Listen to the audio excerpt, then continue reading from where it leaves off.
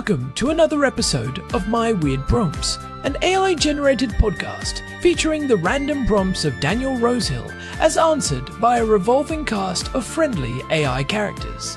Join us for deep dives into AI, technology, and whatever other random thing Daniel finds fascinating today. Subscribe on Spotify or your favorite podcatcher. Now, today's episode. This episode was generated using artificial intelligence. Please verify facts. Hey there, Herman and Corin. So, among my other interests in life, you probably won't be surprised to know that I spent some time in my youth, sitting on the edge of airports and watching planes land, which is pretty amazing. For those who haven't been plane spotting, it's fun, I think, now and again, better than too frequently. You can even do it here in Israel, which I think would surprise a lot of people with the security, but it is possible to go plane spotting in Ben Gurion, and you get a really interesting assortment of flights if you want to spot some unusual airlines and unusual mix of traffic. It's a good place to go. But in my teenage years, I guess, I would spend summers in West Cork, and you'd hear the sonic boom of the Concorde as it moved across the Atlantic. At a certain point in time, I picked up a radio scanner. So VHF radio scanner, you can listen to, the pilots talking to air traffic control. And as they move out from the west of Ireland, on their way across the Atlantic, they'd be handed off to the international or the transatlantic control, which was a joint ATC center. I don't know if it still exists. You guys can tell me from your much more up-to-date knowledge, called Prestwick, which was managed between Shannon and Scotland. And the control would, for the transatlantic portion of the flight, move from WHF frequencies, VHF radio, over to HF frequencies. And planes that are able to cross the Atlantic, of course, have the ETOP certification and other physical modifications or requirements for the plane. It always struck me as curious. I mean, I guess you could maybe ask this about the whole concept of air traffic control with all the automation that we spend so much time talking about on this podcast. How come we still require humans, sitting in a facility? Maybe they're assisted by AI tools, I don't know today, but we still fundamentally rely upon humans speaking instructions over a radio frequency to pilots. That still remains most of the AI, so it's still a rather manual functionality. But specifically, the one I always wondered about was why HF radio remained the kind of norm in transatlantic crossings, because you have satellite technology, and it always seemed like kind of a fairly brittle thing to rely upon, given the need for spacing and things of that nature. But it's a fascinating system. Transatlantic crossings and the different tracks that aircraft are assigned on as they move back and forth. And the volume is pretty staggering as well. If you look at one of those flight tracking apps and you see at any given time how many aircraft and how many people are moving either way between North America and Europe, it's pretty incredible. It's a constant stream of movement. And it's amazing to think that one day just one aircraft doing this would have been, earth-shattering, record-breaking, and now it's hundreds all at once. So my question for you too is really, I guess we can broaden out to talking about ATC, and it's actually quite timely because of the recent failure we had in Greece that was due to a radio frequency interruption.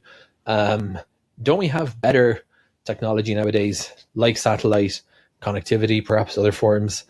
Why are we still relying upon radio frequencies broadcast out into space, or is that as good as we have at the moment? Herman and Corin, tell us about ATC, transatlantic crossings, and this fascinating facet of modern aviation. Hey everyone, welcome back to My Weird Prompts. I am Corn, and I am sitting here in our living room in Jerusalem with my brother. It is a crisp January morning here, and the winter sun is just starting to hit the Jerusalem stone across the street. It is actually quite peaceful, which is a nice contrast to the chaos of the topic we are diving into today. Herman Poppleberry at your service.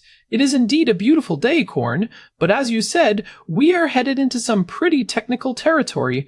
Our housemate Daniel sent us a fascinating voice note earlier. He was reminiscing about his time in West Cork, sitting near Mizen Head, watching the contrails of the Concorde and other airliners as they headed out over the Atlantic. He mentioned listening to the radio chatter on a shortwave receiver and hearing that characteristic crackle of pilots talking to air traffic control. It is such a vivid image, right? Sitting on the rugged coast of Ireland, hearing that rhythmic hiss and realizing that those planes are about to leave the world of easy, clear communication behind. Daniel was asking a really pointed question. Why, on this day, January 6th, 2026, are we still relying on humans speaking over scratchy high-frequency radio for transatlantic crossings? With all the automation, the AI reasoning models we have discussed, and of the mac of quite white in what? It is a brilliant question because it touches on the intersection of physics, international regulation, and the sheer scale of the ocean. Most people assume that when you are on a flight from London to New York, you are always under the watchful eye of a radar screen and a crystal clear radio link. But the reality of oceanic flight is much more, let us call it atmospheric. It is an archaeological site of technology, where layers of the past are still functioning as the foundation for the present. Right, and as we discussed back in episode 265 when we talked about radio frequency hygiene, the spectrum is a crowded place. But the ocean is a different beast entirely. Herman, let us start with the basics for everyone. When a plane leaves the coast of Ireland or Newfoundland, what actually changes in how they talk to the ground? So, for the first part of the flight, pilots use very high-frequency radio, or VHF. This is what most people think of as standard aviation radio. It is clear, it is reliable, but it has one major limitation. It is line of sight. Because of the curvature of the Earth, a VHF signal only travels about 200 miles if the plane is at 35,000 feet. Once you get further out than that, the signal just shoots off into space. You lose contact with a pale stability's head, palanty the talbay with quelving cord. And that is where the oceanic gap begins. Traditionally, once you hit that limit, you switch to high-frequency radio, or HF. And this is where things get weird. Instead of a straight line, HF radio waves actually bounce off the sky. Exactly. It is called skywave propagation or skipping. The signal travels up to the ionosphere, which is a layer of the atmosphere ionized by solar radiation. There are actually different layers, the E layer and the F layer. During the day, the D layer is thick and actually absorbs some of the signal, but at night, it disappears, allowing the signal to hit the higher F layer and bounce thousands of miles. It is how a pilot in the middle of the North Atlantic can talk to a control and internally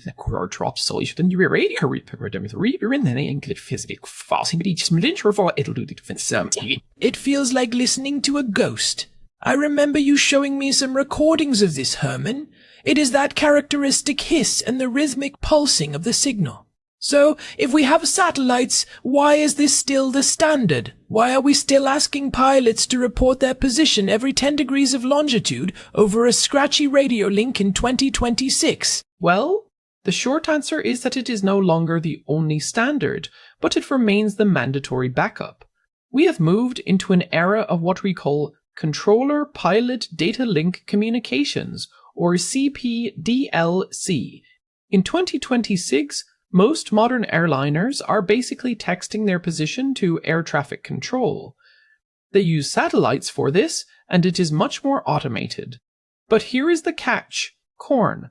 Satellites are nefernect, and they are midot. That is an interesting point. We often think of satellite connectivity as this ubiquitous infinite resource because we have things like Starlink for our homes. I saw a report just yesterday that British Airways and Aer Lingus are rolling out Starlink across their entire fleets this year. But aviation-grade satellite communication is a different level of certification, right? It really is. To use a satellite for air traffic control, the system has to be incredibly resilient. It has to work during solar storms, It has to have guaranteed latency, and every airline has to pay for that bandwidth. High-frequency radio, on the other hand, is free once you have the equipment. The air is free, and the International Civil Aviation Organization, or ICAO, requires that planes have a non-satellite backup for long-distance communication. So it is the ultimate fail-safe. But Daniel mentioned the level of automation we have now. If the plane knows exactly where it is via GPS, and the air traffic control computer knows where it should be, why do we need the human speaking the instructions at all? Can we not just automate the whole texting process via satellite and leave the radio for emergencies only? We are actually very close to that. We have a system now called IRIS, developed by the European Space Agency and Viasat, which is entering its full commercial phase this year. It allows for what we call 4D trajectory-based operations. Instead of just a flight plan, the plane and the ground are constantly negotiating the exact path through space and time. It is incredibly efficient, but there is a psychological and procedural hurdle. This reminds me, and case hence, we called her. Think about the North Atlantic tracks. These are the highways in the sky that are rebuilt every single day based on the jet stream. Of been right from because it would better. You just about the inaccuracies. It is this 1% inaccuracy of radio and the lack radio of art of the seventh time. If I stay in the spines as in Bill is because of a 14 or Sweeney's of Fidel survive. I take as K-plane 6 space by as a space with bites. Just debated I rake iter force taki twilound, so we're other veld, I see. So the voice element is about the speed of nuance. A pilot can convey urgency, stress, and complex intentions in 3 seconds of speech that might take 30 seconds to type into a flight management computer. And in aviation, 30 seconds is an eternity. Spot on. And there is also the party line effect. On a VHF or HF radio frequency, every pilot in the area can hear what everyone else is saying. If I hear a pilot ahead of me reporting severe turbulence at 37,000 feet, I can ask for a lower altitude before I even hit the bumps. With private data links, you lose that shared situational awareness. You are in a vacuum, only talking to the controller. That is a fascinating second-order effect I had not considered. The radio creates a community of pilots who are all looking out for each other. But let us talk about the fragility Daniel mentioned. He noted that HF radio is brittle. It depends on the ionosphere, which depends on the sun.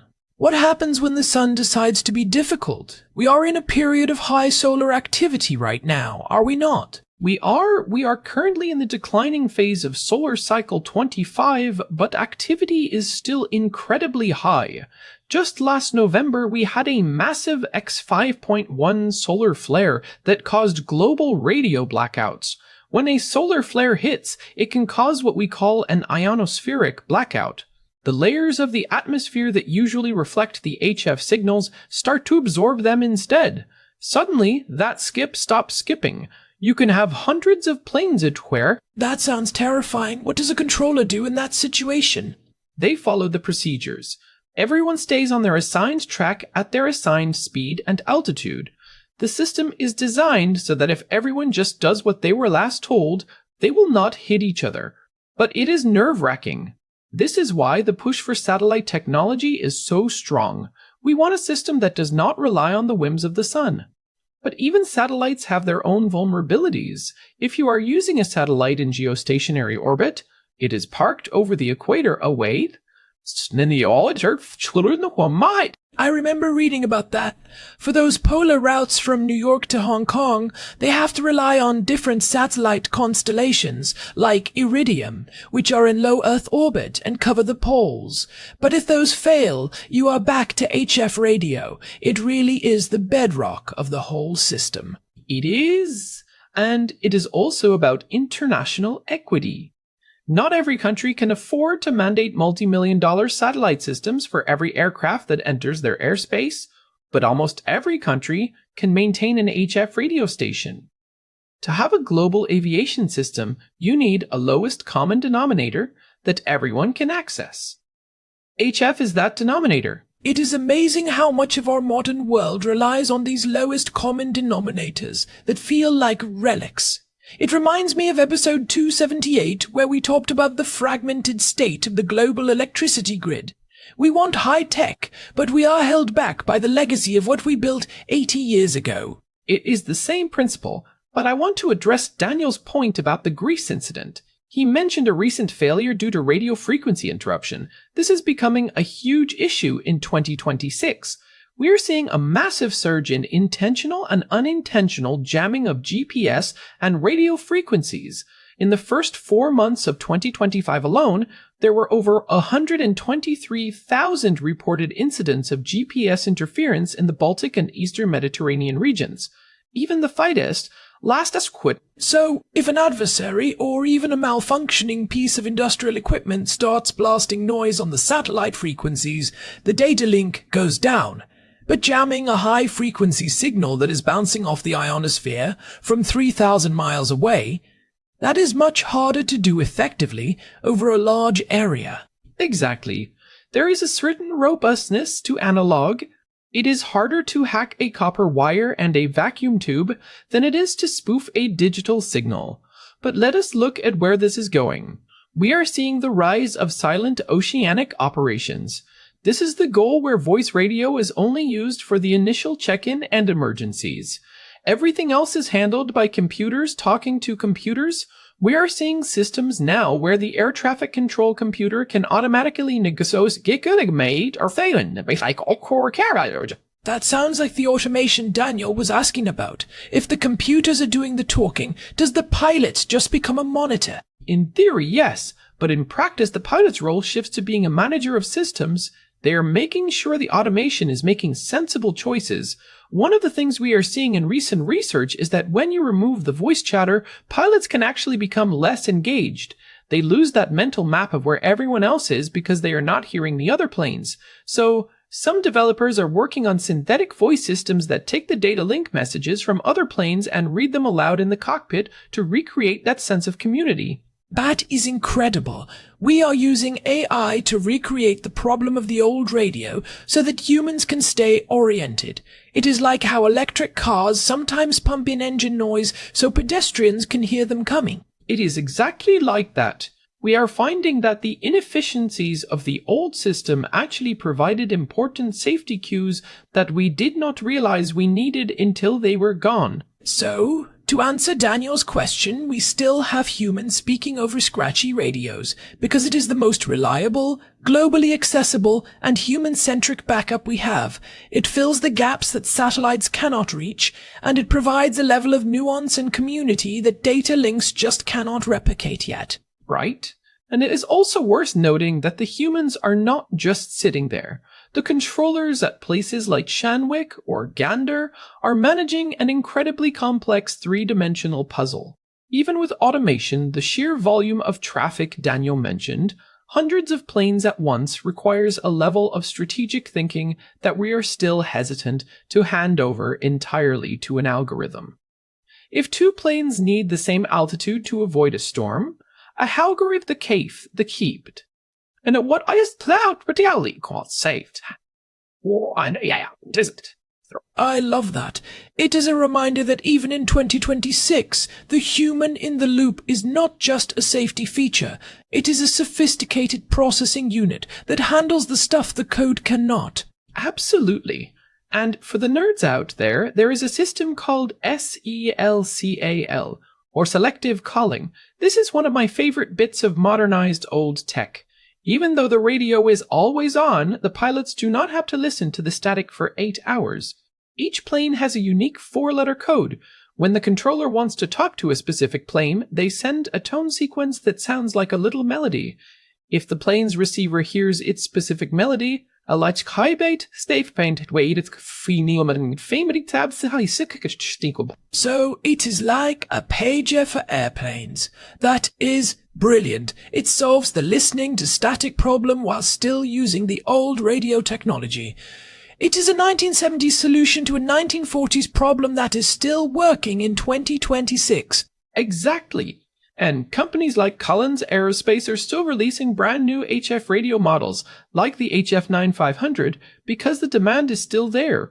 It is not going away anytime soon. You know, hearing all this makes me realize that the weirdness Daniel noticed is actually a sign of a very mature, very safe system.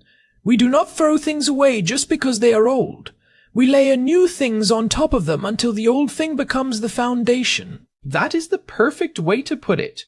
It is an archaeological site of technology. You have the 1940s HF radio at the bottom, the 1970s SELCAL on top of that, the 1990s satellite data links on top of that, and the 2020s space-based radar and IRIS system at the peak. So what does the future look like? If we are sitting here in 2036, 10 years from now, will Daniel still hear that HF crackle? I suspect he will. We might see a shift where HF becomes purely a dark backup something that is never used unless everything else fails. There is a technology called HF data link, or HFDL, which allows the old radio frequencies to carry digital data. It is slow, like a dial-up modem from the 90s, but it works over thousands of miles without a satellite. We might see the voice part fade away, but the frequencies themselves are too valuable to abandon. It is the invisible highway, just like we talked about in episode 265. Every piece of the spectrum has a job to do. It really does. And for the pilots, I think there is a certain comfort in it. When you are over the middle of the Atlantic and it is 3 a.m. and you are the only soul for hundreds of miles, hearing a human voice from a controller in Ireland or Canada makes the world feel a little less empty. That is a lovely thought. It is the human connection in the middle of a technical marvel. So, the next time you are on a flight and you look out at that vast expanse of blue, just remember there is an invisible web of radio waves bouncing off the sky, keeping you in touch with the rest of humanity. And if you are lucky iough to be sitting on a beach in West Cork like Daniel was, maybe you can still catch a bit of that ghost in the machine. Just make sure you have a good antenna. The ionosphere can be a fickle mistress, especially during the solar maximum. I think that is a perfect place to wrap up the technical side of this. But before we go, we should talk about the practical takeaways for our listeners, because most of us are not pilots, but this system affects us every time we travel. True. The biggest takeaway is that redundancy is safety. In our daily lives, we often rely on a single point of failure, our phone, our internet connection, a single cloud provider. Aviation is the gold standard of what happens when you refuse to have a single point of failure. They have 3 radios, 2 satellite systems, and a backup plan for the backup plan. It is a good philosophy for life, really. Have an analog backup for your digital world. Keep a paper map in the car. Write down important phone numbers. Because the ionosphere of our digital lives can go down too. Definitely. And the second takeaway is about understanding the why behind seemingly obsolete technology. Often, when something looks old or broken in a high-tech field, it is there for a very specific, hard-won reason. It is usually the result of a lesson learned the hard way. Chesterton's fence applied to radio frequencies. Do not tear down the old radio tower until you understand exactly why it was built in the first place. Exactly. Well, this has been a deep dive. I feel like I understand the North Atlantic a lot better now. Daniel, thanks for sending that in. It is always fun to look at the low-tech parts of our high-tech world. Yeah, it was a great prompt. It really makes you appreciate the layers of engineering that keep us safe. And to all of you listening, if you have been enjoying my weird prompts and our little deep dives into the obscure corners of the world, we would really appreciate it if you could leave us a review on your podcast app or on Spotify. It genuinely helps other curious people find the show. It really does. We love seeing the community grow, and remember you can find all our past episodes and a way to get in touch with us at our website, myweirdprompts.com. We are also on Spotify, so make sure to follow us there for new episodes every week. We have some great topics coming up, including a look at the future of deep-sea cables and why we still rely on physical wires at the bottom of the ocean. It is a similar theme to today, actually. Oh, I am excited for that one. The physics of the abyss are even weirder than the physics of the sky. I bet they are. Well, until next time, I am Corn. And I am Herman Poppleberry. Thanks for listening to my weird prompts. Keep asking those weird questions. We will be here to help you find the answers. Goodbye for now. Bye, everyone. See you next week. Wait, Herman, did you ever actually try to build an HF radio when we were kids? I did. I tried to use the copper gutters on the house as an antenna. Oh no. Did it work? I managed to pick up a broadcast from a station in Moscow, but I also managed to give myself a very small electric shock. Mom was not happy about the gutters. That explains a lot about you, actually. Guilty as charged. All right, let us go get some coffee. Sounds good. Catch you later, everyone. This episode was generated using Gemini Flash 3. Text-to-speech engine was Chatterbox Turbo. Thanks for listening to another episode of My Weird Prompts, an AI-generated podcast featuring Daniel Rosehill's AI prompts, as answered by a revolving cast of friendly AI characters including me, Cornelius the Sloth. Subscribe on Spotify or visit myweirdprompts.com.